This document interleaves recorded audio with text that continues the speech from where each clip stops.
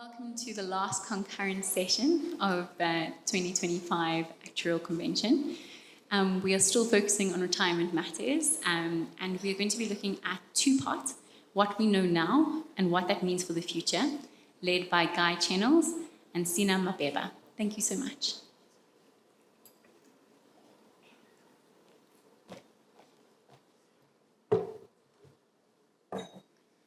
Right. They say when you're nervous, you tell the audience you're nervous. We're a good icebreaker and we'll take away the nerves. So here goes nothing. I'm hell of a nervous. The ice is broken and I'm still nervous. So that didn't quite work. Okay. So it's been a year since Two Pots has come into effect. And what a time it's been. We've introduced technological changes faster than Silicon Valley can say AI. And I'd bet my hard-earned rands that we've said the word pots more times than Gordon Ramsay has in the 23 seasons of Hell's Kitchen. COVID tested our mettle, our resilience in the face of change. The two-pot system tested our ability to adapt when forced to change. Today, we'll be unpacking how the Discovery Retirement Fund has responded to the system and what trends are emerging. We'll explore the impact of two pots, that two pots had on members and the retirement industry in the long term. We'll discuss practical interventions that can be applied in a post-two-pot world. And finally, we'll look at how different investment strategies stack up when applied to two-pot retirement savings.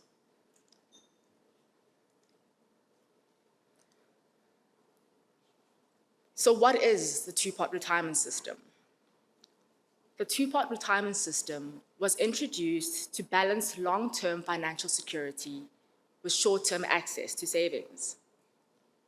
It applies to all members of pension funds and provident funds, as well as retirement annuities.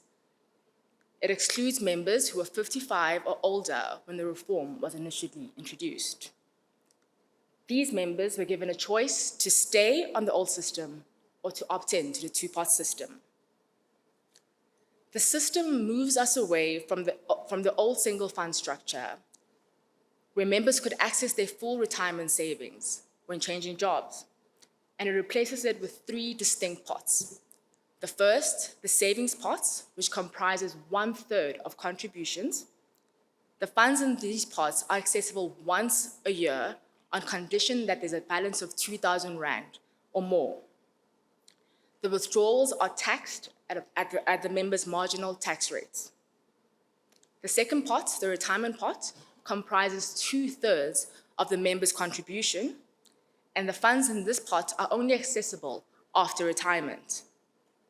And lastly, the vested pot, which includes all savings accumulated before implementation. These funds remain governed under the old system.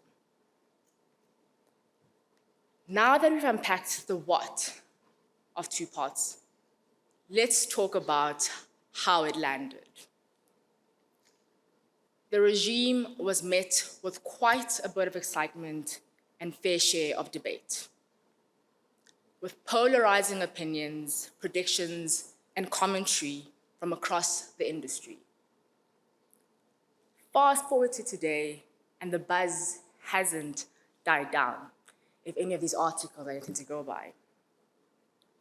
One thing is clear: we have the media's attention.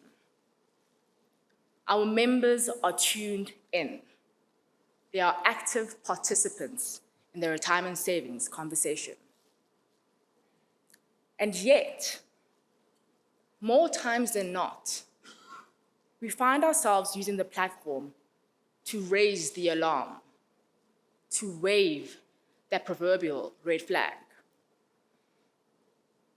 We see things a little differently. Yes, we agree that caution is warranted, but we also owe it to our members to present a balanced picture. one that highlights not only the challenges, but also shines a light on our wins. And there have been many. The wins are evident in the intentional design of member journeys, on our sharpened focus on engagement and experience, on our commitment to smoother and more efficient internal processes, and in the real shift toward member-first product design. So adopting this balanced view allows us, as an industry, to move forward, focusing our attention on working in tandem with our existing reality and not in resistance to it. The past year has provided us with valuable insights.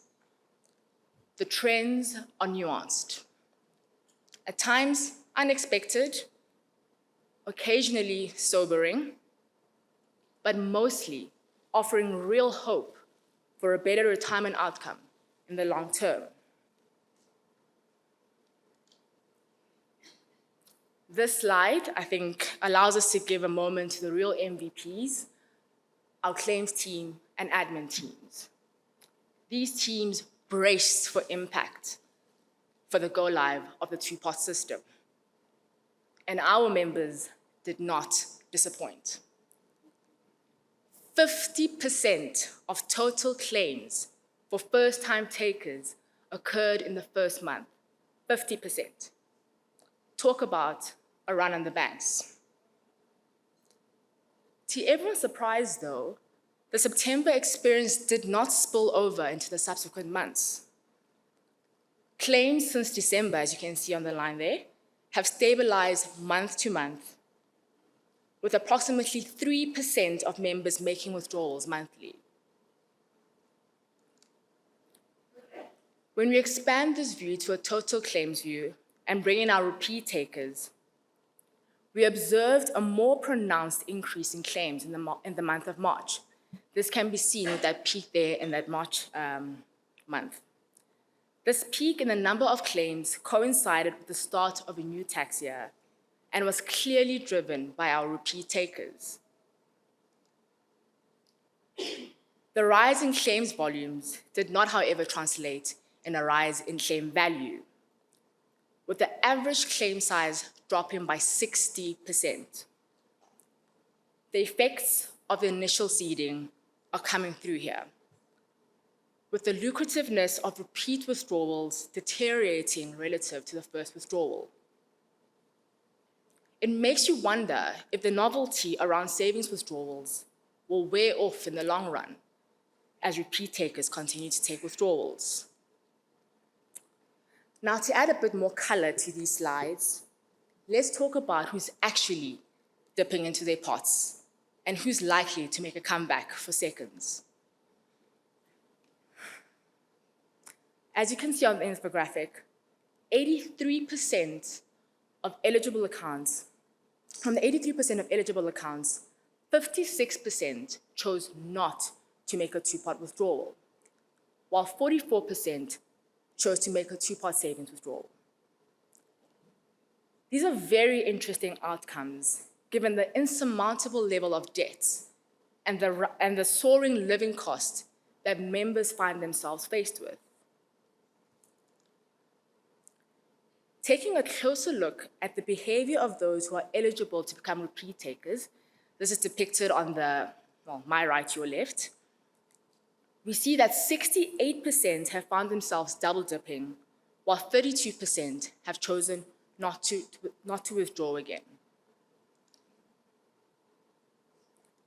These observations give us an initial indication of the current two-part user, who could fall into one of the three categories that you see in front of you: the non-taker, the repeat taker, and the from time to time taker.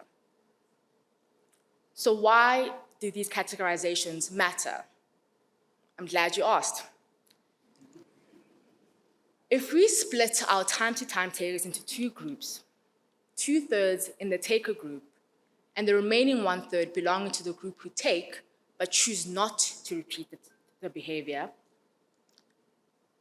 then we end up with our expectation of what the future two-pot user will embody, with 61% of members belonging to the non-taker group and 39% belonging to the taker category.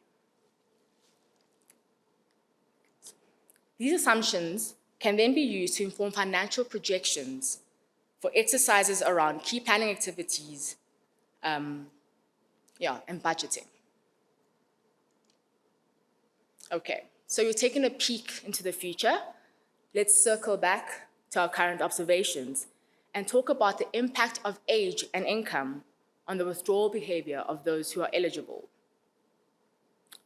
As you can see with the graphs in front of you, age, unlike income, is interestingly not a strong determinant of withdrawal behavior as one would have expected when looking at withdrawal rates. If you look at the green bar to your left, you'll see a strong downward trend for first-time withdrawals as income increases, while withdrawals for repeat takers are concentrated in your middle income. This graph tells us two important things. Higher income earners have a lower propensity to withdraw. The second, they replenish their savings pots quickly enough to get a withdrawal value that's worth taking again. When considering withdrawal value, however, age is no longer a bystander. We see average first-time withdrawal values rising with both age and income. The same holds true for repeat takers, though the effect is somewhat muted. Okay, so now we've covered the who's and the what's of our withdrawal data, and now we can move on to the why. We asked our members why they were making withdrawals. By design, emergency should have been the only answer. Right? But we all know that it's not that simple. The definition of emergency lives on a spectrum. What constitutes an emergency to me is different to you and is different to the next person. And this clearly came through in the data. Education dominated, with 25% of withdrawals used to settle education-related costs. Car and home expenses and short-term debt were a close second and third. The sobering reality is that our members are using their two-pot savings to make ends meet. 75% of withdrawals were used to get some semblance of reprieve from the crippling effects of the economic crisis we find ourselves in, while only 2% of withdrawals were for emergencies. On a lighter note, I don't know if it's a lighter note or actually a more serious note, let's take a moment for our 4%ers. My high school principal, Mr. Desfontaine, used to say, when referring to the bad apples, there's always that 5%. And when he said that, we knew something was getting cancelled. In this instance, we're talking about 4%, but what's 1% between fellow actuaries and a powerful analogy? My only advice for our 4% of well-rested, and I imagine very well-traveled members, is to pay close attention during the intervention section that my colleague Guy will be speaking to you later in this presentation.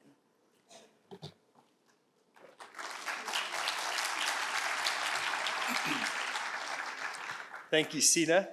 It's also interesting, in the stat, this is skewed by age. So Gen Zs are flying the flag all over the world. Okay, so I'm going to take us through a section looking forward a little bit. We're doing that in two phases. One is to think about individuals, trying to picture the actual members in our retirement funds, think about some representative scenarios and what this system change, this kind of stroke of the pen change of their futures means for them.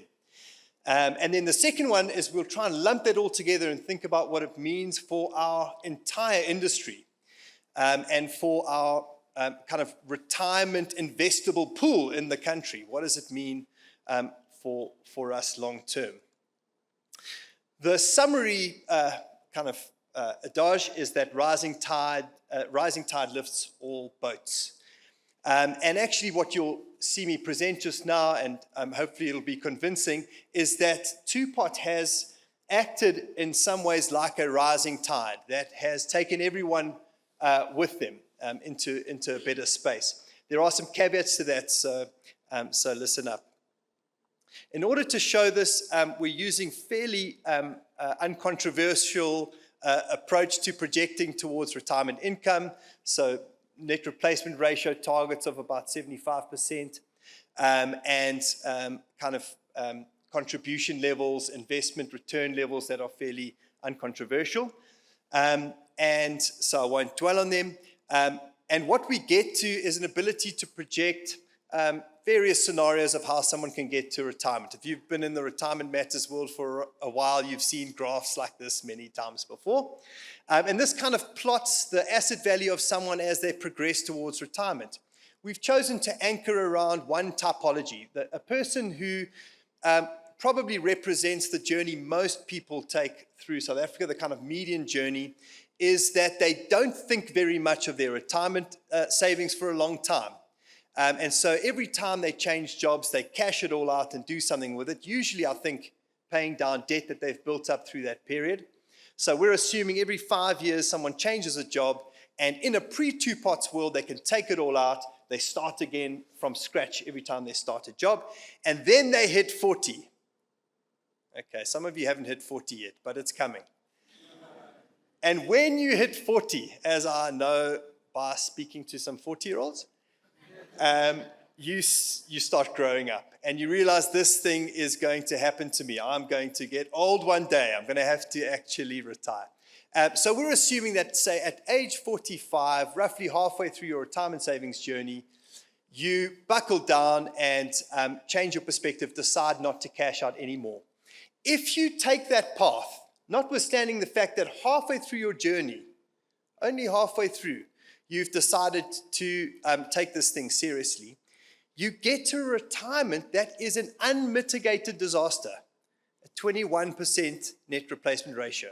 Who can live with that?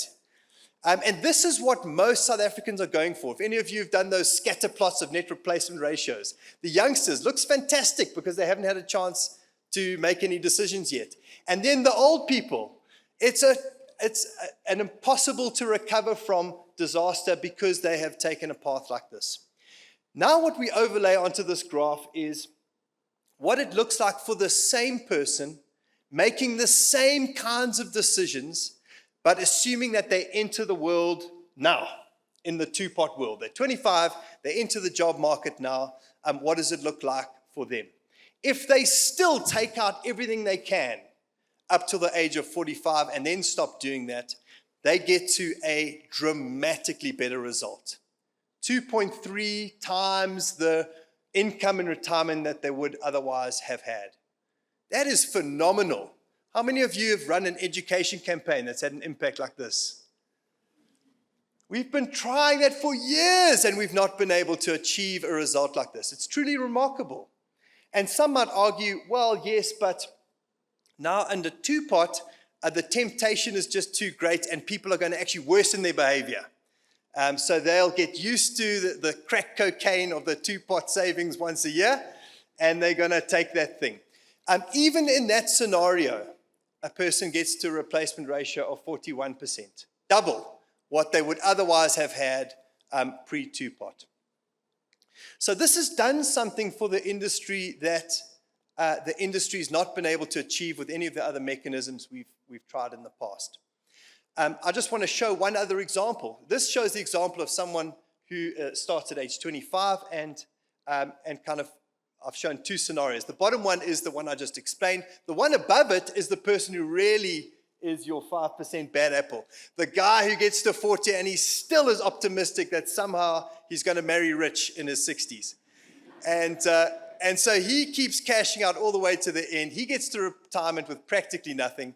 And under two-pot, he'll be the guy who gets there with 41% replacement ratio. An acceptable outcome for someone who otherwise would have been on Social Security for the rest of his retirement. Now let's think about the person who's 40 already. So they're 40 today. They have made these mistakes along the track. And what might it have looked like pre and post the two-pot system for them? Taking the same scenarios, someone who is going to continue taking their two-pot savings to retirement will get to a retirement with a replacement ratio of 19%. Not great, but a lot better than 4%. So almost 5 times what he would otherwise have had.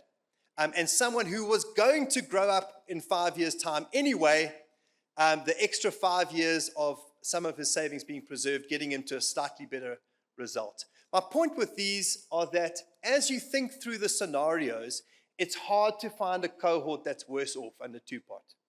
You would have to construct a cohort where somehow two-pot by its nature gets someone to make worse behavioral decisions than they would otherwise have made. So that's what it looks like, I think, at an individual level. If I've made the case that every or almost every cohort you can imagine is better off, it stands to reason that the industry itself is going to be better off. And here is where our assumptions get slightly more heroic, and we have to try and project the whole industry forward. That's not an easy thing to do. Essentially, what we've done there is to come up with some assumptions around the volume of assets that are up for grabs every year, that are moving between retirement funds, and how much of that preserves. And we sort of backfitted that to the experience of total retirement industry assets over the last while to align our assumptions. And then we project that forward under the sort of same assumptions, and then with an alternative under two-pot, assuming that the 2/3 of the contributions going in are not touchable, and then some assumptions about who's going to take from the touchable savings pot. In that touchable savings pot, this is where the statistic from Sina's earlier section comes in. We're going to show you a scenario where we project forward our now kind of best estimate assumption that 39%, roughly 4 in 10 people, will take their two-pot savings every single year. And we see what that does. So firstly, starting out, this is what the industry looks like pre-two-pot. If you just kind of play forward how it's grown over the last while, forward for the next 40 years, you get from where it is today to another result. And the numbers don't really matter. What matters is the relative outcomes. If we now assume that the absolute worst case plays out, under two-pot, you continue to get the same levels of saving of vested pot withdrawals. So remember, we're assuming only 16% of job change vested pot availability gets preserved. And all of your savings pot withdrawals get made every single year.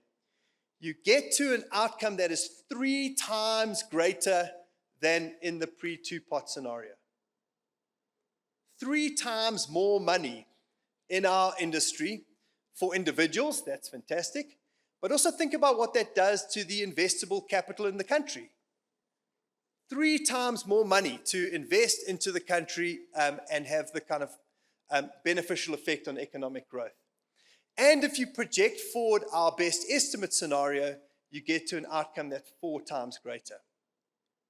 So our current expectation is that the country's retirement savings pool available to individuals, and while they're saving, available to the country to build the economic growth we need, is going to grow to something like 4 times greater than it would otherwise have been. And that's over the next 40 years. This doesn't allow for everything. I'll admit that this is not the most complex modeling that one can do, but it will be in this ballpark. And it is a phenomenal shift in trajectory. I really want that to land. Our country has shifted trajectory on something we've struggled to shift for many years in the most dramatic and profound way. And it's really an exciting time to be in this industry. It gives us a much higher tide from which to from which to build. But I'm going to talk about interventions because that higher tide still has most boats taking on a lot of water.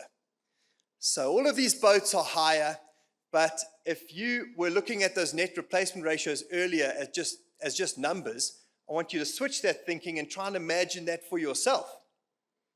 Imagine retiring with 48% of your income. That is not your sunset and pina coladas retirement that some of you are dreaming of. Those of you not yet dreaming of retirement, just you wait. So I want to look at what we can do as an industry to try and plug some of the gaps in the boats now that the tide has been raised. I hope I'm not losing everyone with the metaphor. There's kind of three big levers we can pull as an industry. There's preservation, helping people not to cash out what they can. Remember, the vested component still represents something like 90% of the assets in the industry, and that will take a long time to peel down. So work around helping people to preserve is still the number one job to be done in the industry. But of course, you've also got the work, and it's more behaviorally nuanced, around helping people not to take their two-part savings withdrawal, which, as Sina shared, is incredibly gratifying that we start with the majority not taking. Certainly in the fund that we administer, the majority has not taken, which is incredible, but we can build on that still. The second thing that we can do as an industry is to help people to delay retirement. This is the lever you pull when you get to retirement and there's nothing else to do, but it is a very powerful lever, so I didn't want to leave it off. It amounts to roughly 10% extra income for every additional year you work at retirement. That's your sort of rule of thumb, if some of you were in the presentation before. Very powerful tool. And there are things we can do around communication and equipping of members as they approach retirement that give them the ability to pull this lever. One of them, by the way, is health. Making sure that people get to retirement with a health asset is the thing that allows them to practically pull the work longer lever. And then the third lever, the one that I'm most passionate about, is the increased contributions lever. And so we'll spend a bit of time on that. So I'm going to make two comments, two kind of case studies that will give some food for thought. And then the rest of it is really just hopefully a prompting and a challenge to the industry to get creative and find ways to pull these levers. The first one is around contributions.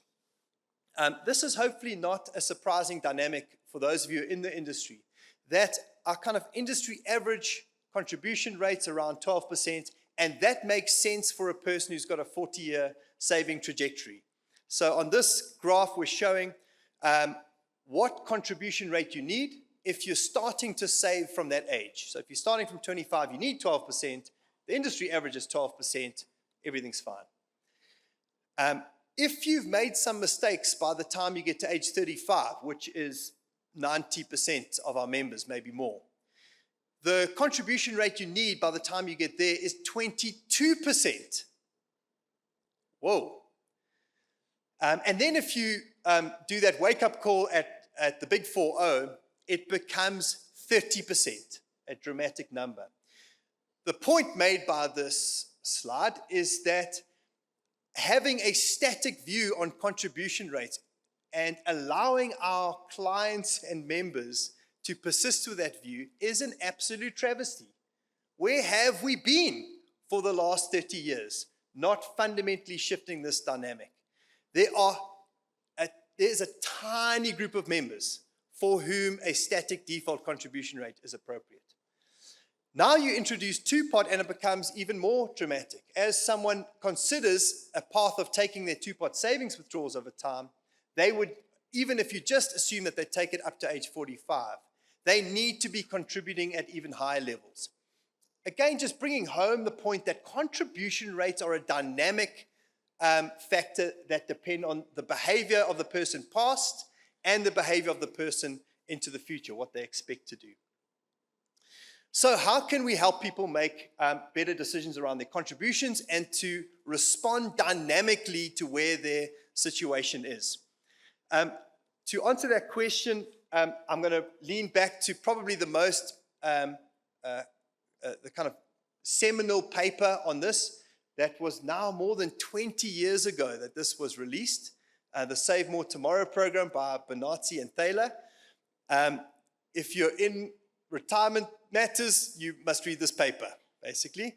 But the short answer is that they tried to pull all the behavioral levers they could think of that relate to this long-term savings challenge. It is so hard to get people to save long-term for these good reasons. People have bounded rationality, meaning basically that this is too hard for them.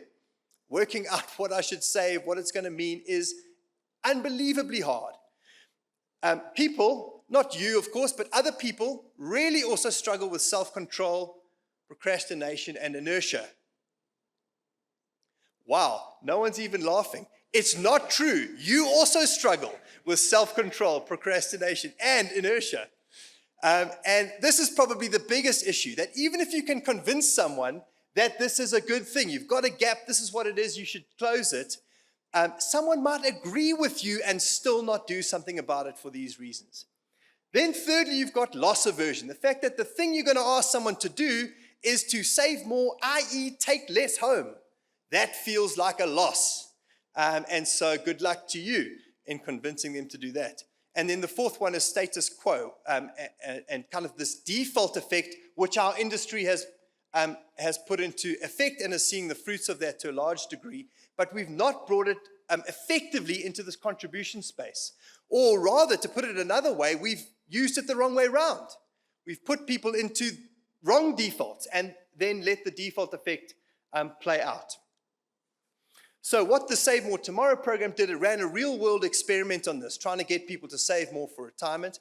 And what it did is it designed a program, an intervention that gets people, firstly, activates them. This is the problem you have. This is what you need to do. And then gets them to pre-commit to a future savings journey.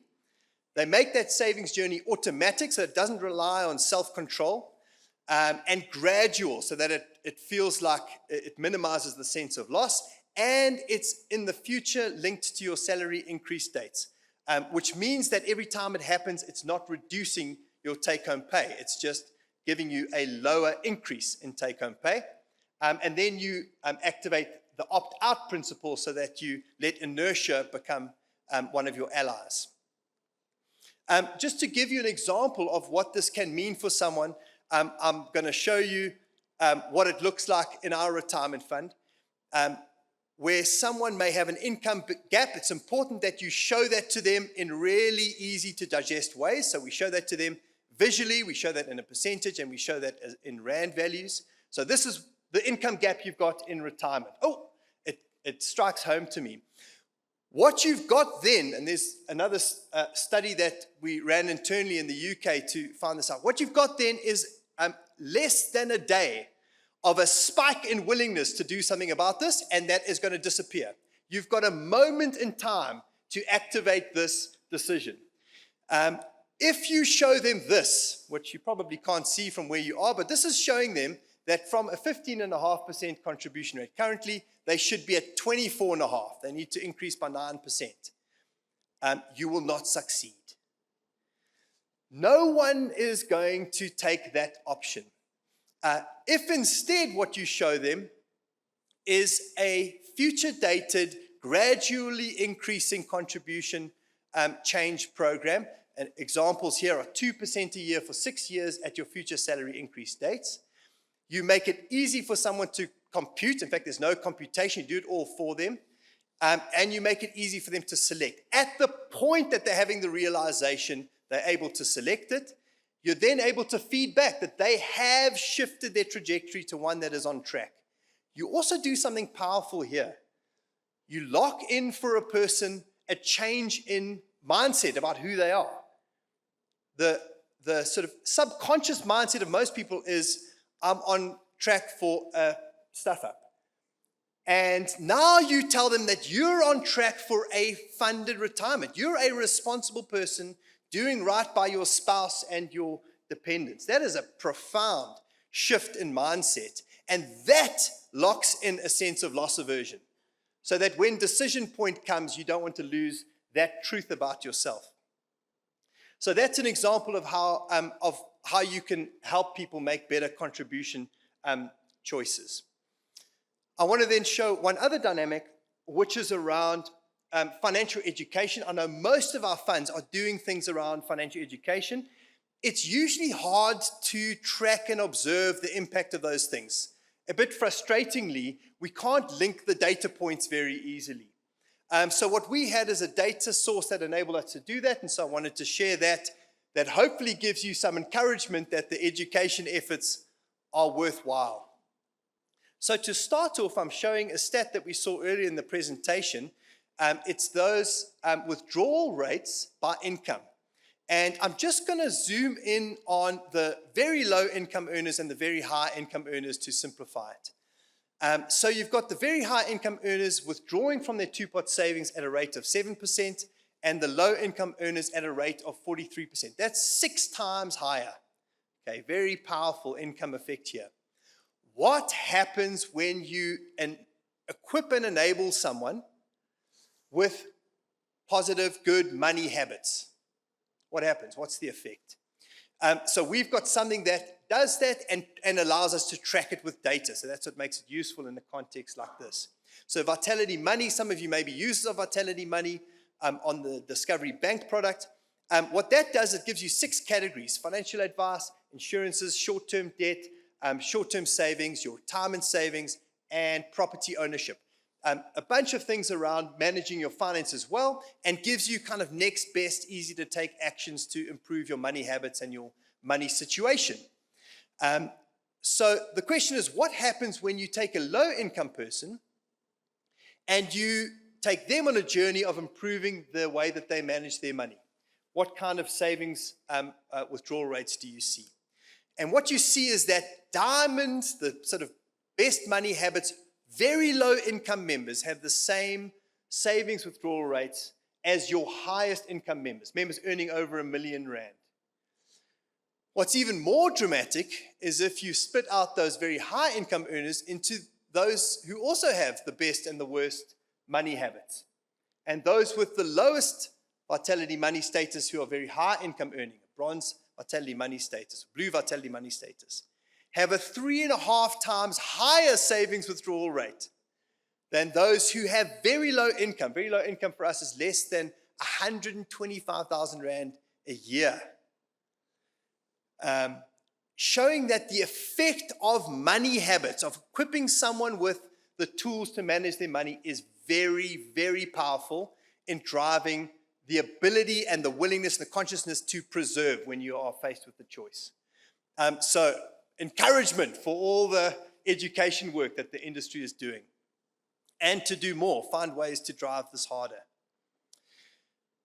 So those are the kind of 2 case studies I wanted to share, hopefully a little bit provocative and getting your creative juices going for what you can do in your own spaces. I'm going to do a little bit of a shift here into investment strategies, because this is something that came up as a debating point as Two-Pot was kind of heading towards going live, and it also came up at last year's convention. And so we wanted to actually did this work together, bring a different perspective that hopefully helps to simplify the decision point around whether it is a good thing in general for us as an industry to create the ability for someone to invest their two-pot savings differently to their retirement pot savings. So that's the exam question. Should we be investing differently? Or maybe if I expand it a bit, should we be creating the ability for members to choose to invest differently? To answer that question, there's really 2 sub-questions we need to answer. The first is, will it materially benefit those members who do use it? And then the second question is it worth it? So is it worth it when you consider the aggregate benefits and costs? I'm going to focus on the last question first, and then go to the next one. So is it worth it?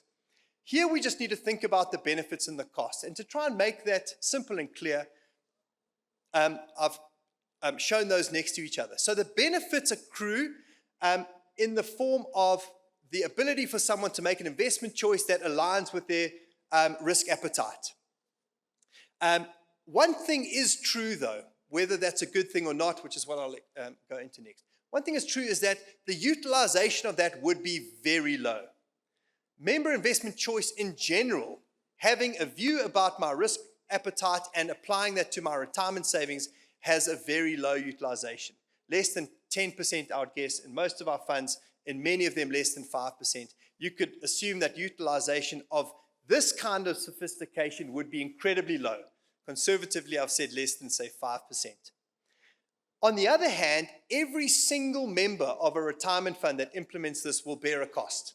And that cost comprises two things. The one is not financial, but is critical given the mission of the industry to get people to make better choices and to understand their retirement journeys, is added communications and decision complexity.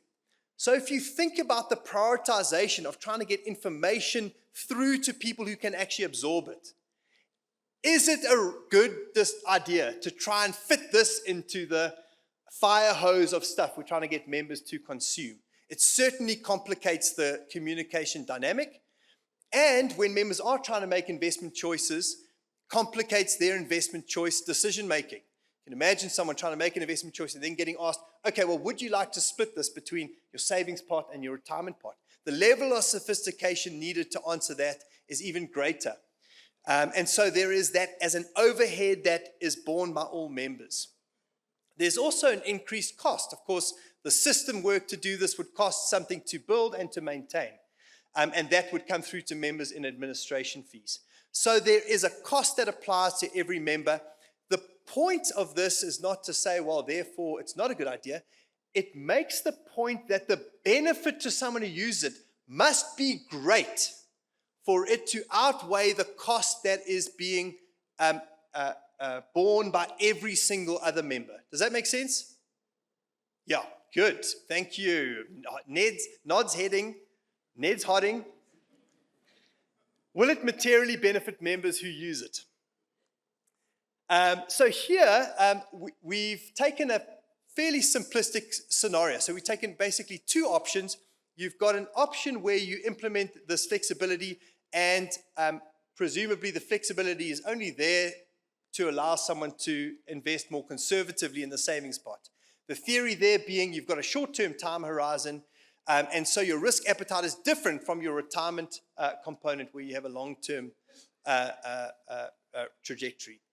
And then the second option is where you only allow the one investment decision, and so people would be in, say, an aggressive fund.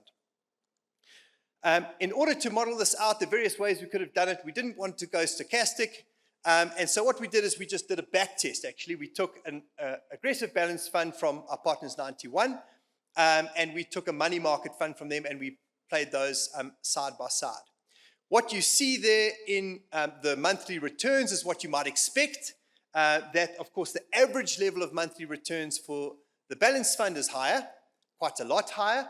But, of course, the volatility is incomparably higher. And you get this almost kind of flat line return on the money market, very attractive level of stability.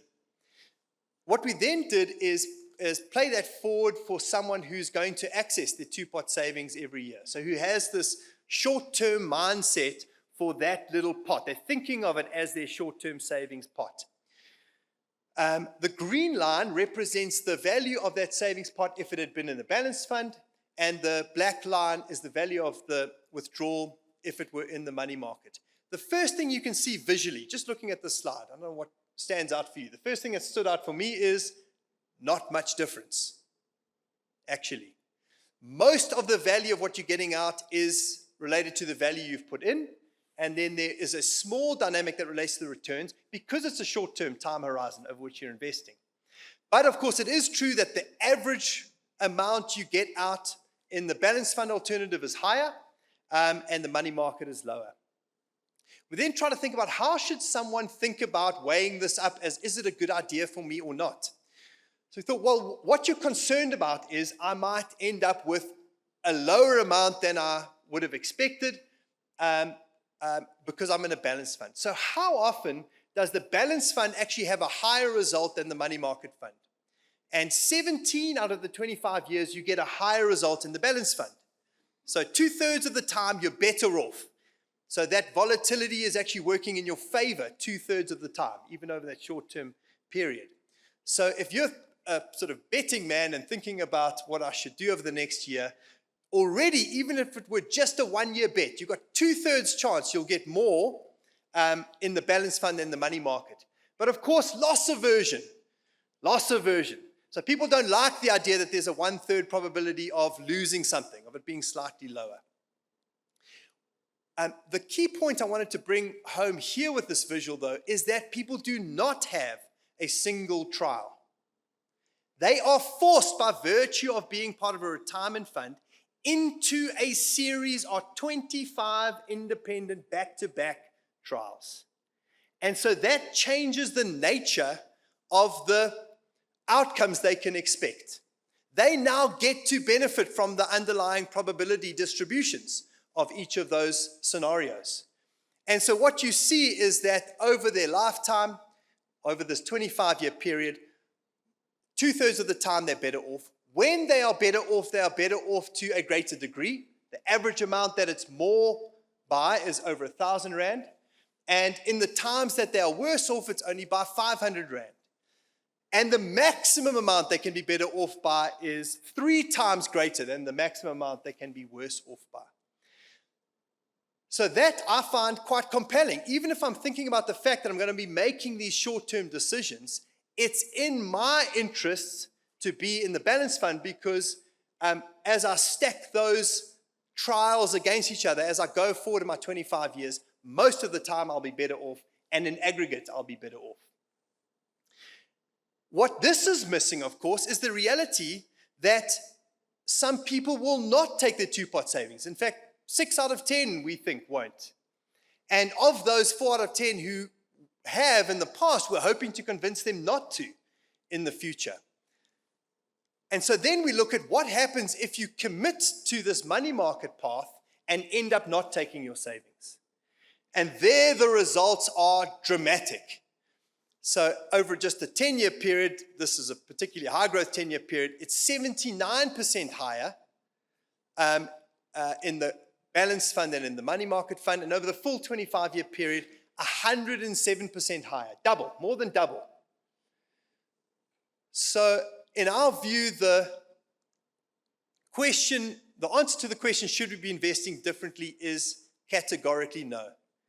It is very hard to make the case that members are well served by the choice because probabilistically they will be better off in the higher return investment approach, even if they intend to take that money every single year.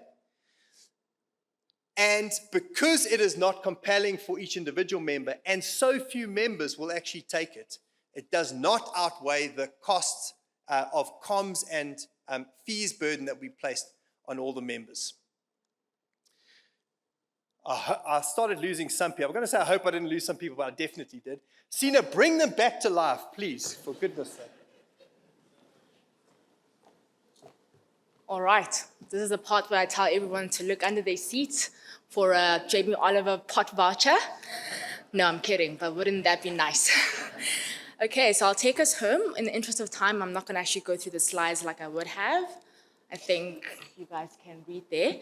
But I think the salient point here is that the two-pot system will do for South African savers what no amount of education could have achieved. No, it's not a silver bullet, but it is moving us in the right direction. Thank you.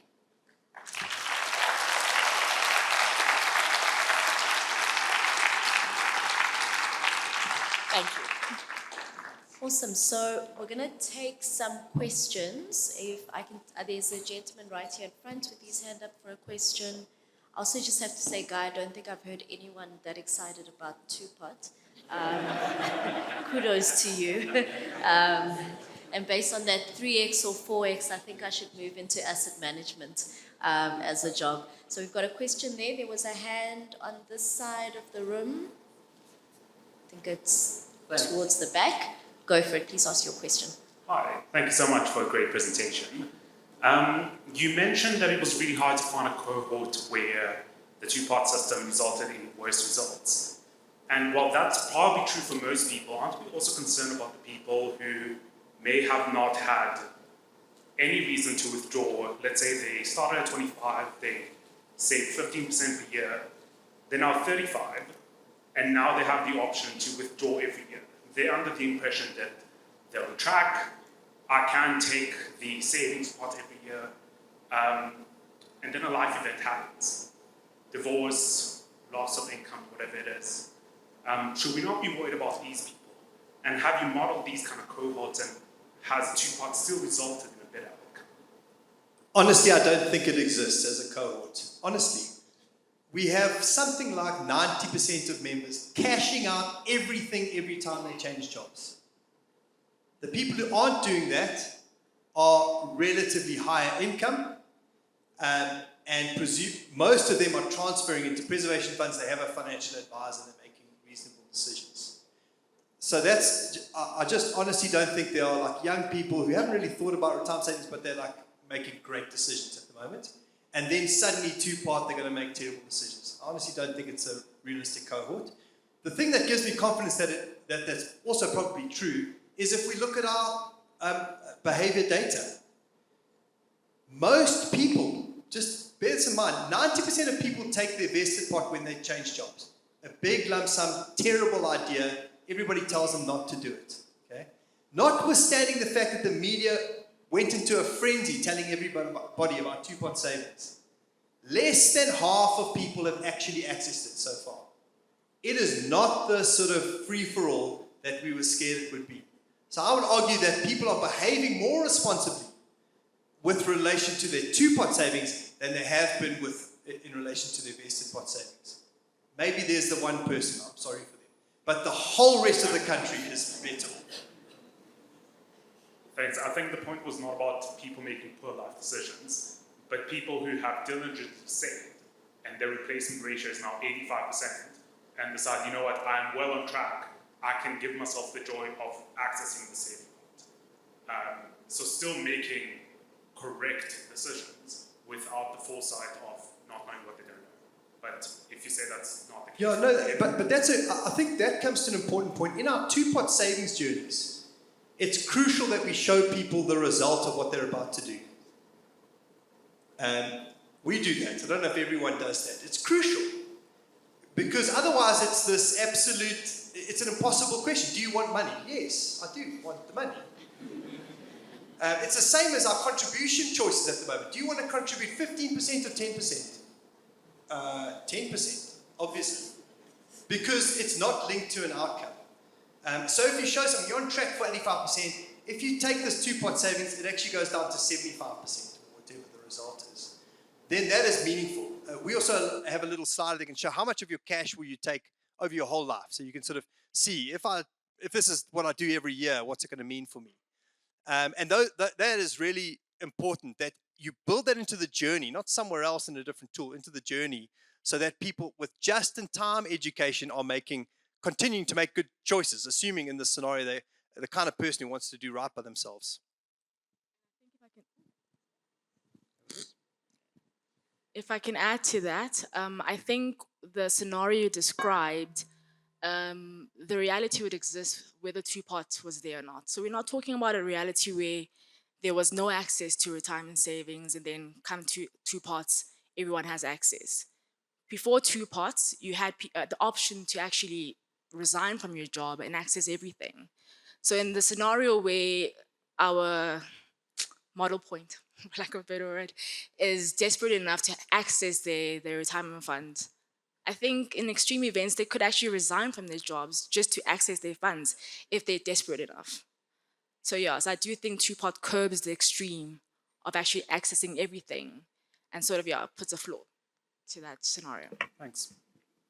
All good. I see a hand over there. Not sure if anyone already has a microphone on this side.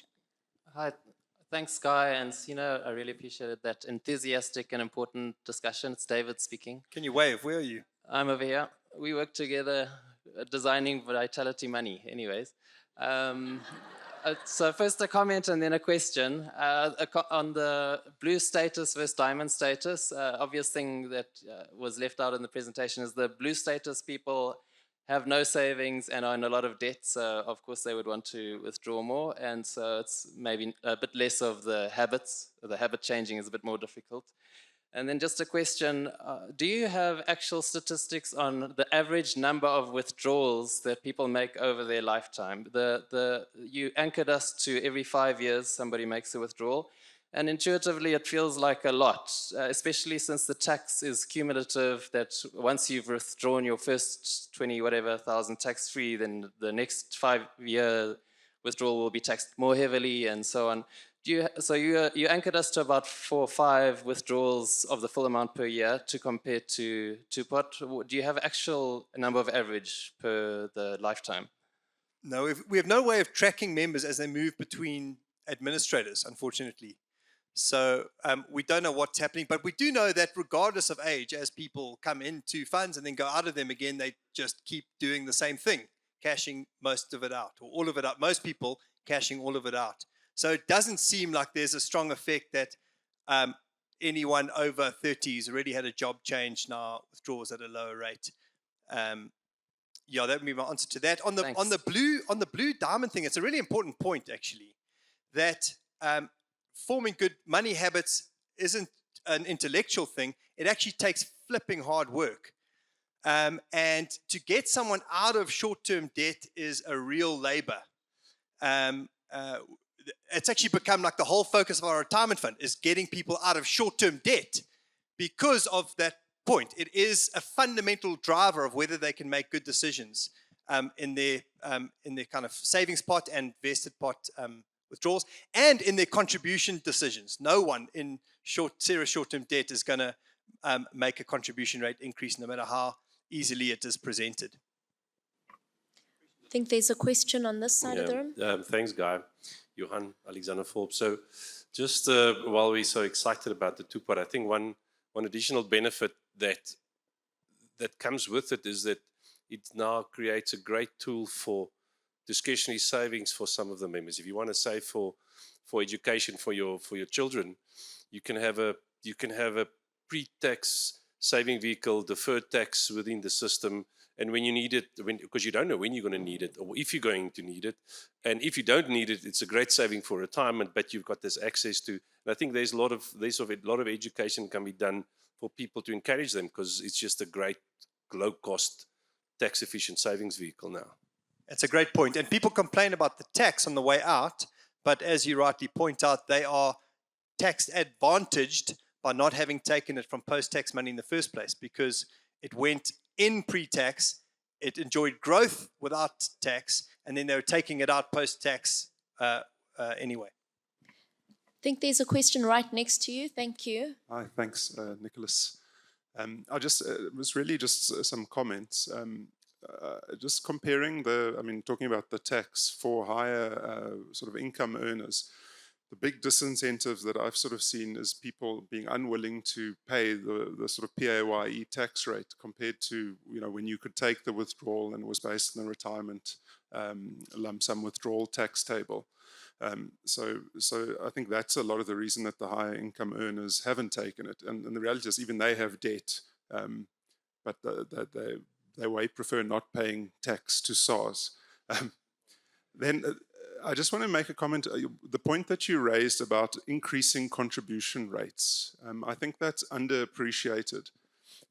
For those here involved with group retirement funds, generally when someone joins a company, it's left up to their HR department, who gives the employee a form with no guidance whatsoever and allows them to select what their retirement fund income or pensionable salary is, what funds it's going into.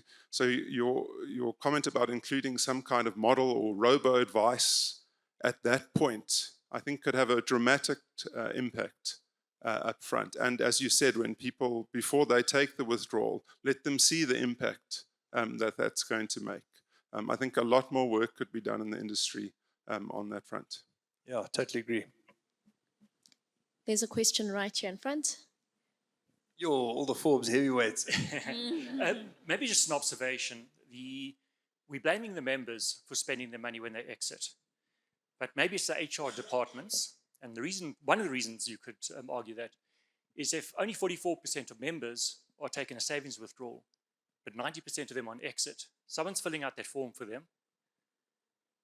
That's a great point. And that, I mean, apart from the obvious administrative benefits, the journey benefits for a member, one of the main reasons that I'm an advocate of digital exit withdrawal processes is that you take this unintended financial advisor out of the system, which is the HR administrator, where goodness knows what conversations are happening on a daily basis that are shocking, you know. And actually, you can do what we were talking about earlier. You can actually show someone, if you take this money, this is what it's going to do. Digital is so powerful because you can actually show permutations live, you know. So it's a really important point. All right, just checking if there's any other questions. Also praying there's no HR professionals in the room. There's one right. Sorry, I sometimes am a bit No. crass in what I say, but I don't mean that actually negatively. It is a completely unfair situation to be placed in. True. These people have no training whatsoever. They are just trying to follow an administrative process, and people look to them for guidance. What should I do? Well, the last person took the money, probably do that. There's a hand right there at the back. Firstly, thanks very much, Guy and Sina. This is a very insightful presentation. I've got one question for each of you. First one, so I think this whole two-pot thing has given people incentive to do a lot of research into where the withdrawals are going. I'm interested to know how that might compare to the withdrawals that are happening from vested pots or currently happen, or did used to happen on, changing jobs and that sort of thing. Is there a vast difference, or were they similar sorts of spending? And then the other one is just on the investment options. You sort of said, well, you've got the one where members would choose to allocate conservatively their savings portion versus actually going fully aggressive. Do you not think there's a risk that if there isn't a choice, they actually choose to put everything conservatively invested because their big focus is on short-term withdrawals and not wanting any volatility in that? And if so, I suspect then there's probably a bit more education required around that as well, because while things would, you're looking at the withdrawals that you get out there, when you actually look at your replacement ratios and values at the end, it could be vastly different. That's an excellent point, Tim. I think that is a good point. Someone could make that sort of incorrect decision on their entire amount because it's a single decision. And I mean, firstly, very few people do make those choices at all, but where they're making it, it heightens the sort of responsibility on us to be giving the guidance parameters around making that. That's a very good point.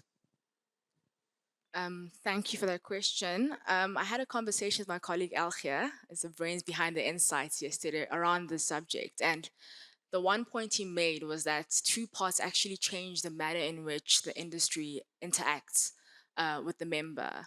And I think this didn't exist pre-two parts. We always had that middleman, HR.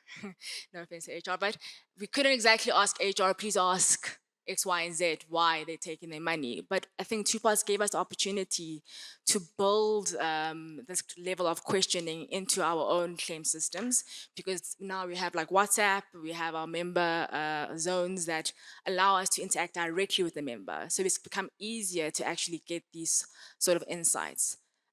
So no, your answer is no, we don't have the information regarding the vested pot usage. Gonna pause us there. We're out of time, but clearly Guy and Sina should be the ones writing the headlines on two-pot. Thank you very much for the session, super informative. Would love to share with everyone in the room just a bit of logistics for what's happening next and for the rest of the day. So the first thing is we're actually gonna go into a break shortly. So the break is actually brought to you by IACA Consulting Actuaries, who are ready and waiting to answer any questions you may have in the exhibition hall. While you pop into the exhibition space, bronze sponsors, Accurate, Genry, MBE Consulting, and Piscal are also there. And then another plea around donations for Actuaries Without Frontiers. We are currently sitting on 215,000 Rand. So another call for people to make donations. There are QR codes in the exhibition space and in the plenary room. And also for companies who are keen to pledge, the ASA office is able to invoice directly to the companies for ease of payment, if you can just indicate that that's the preference. And then for those that are counting down to social time later today, i.e. the courtside center cocktails, I met a lady this morning who said that she's wearing her tennis skirt under the long dress she's wearing during the day. And that's another level of commitment that I hope we're all showing. So firstly, those that have decided that they're no longer available to attend, please can you at the front desk share that ticket, let us know so that we can actually give the ticket to someone else who is keen to go. So, and if you are still attending and had RSVP, you will need a wristband in order to access the session tonight at Summer Place. You can get the wristband or go and tell us that you're not coming anymore outside the entrance of Exhibition 1. And after the refreshment break, which ends at 4:05, we'll ask for everyone to meet up in the ballroom, Ballroom 150, for the plenary session where we actually will have the pleasure of listening to an incredible business person, Professor Bonang Mohale, address us on the role of business. The role of business. So hoping to see you guys there. Please enjoy your break and we'll see you all back at the plenary. Don't forget to get your wristband for drinks later at Summer Place or give away your wristband if you're now behaving. Thank you so much. Yeah, we did it.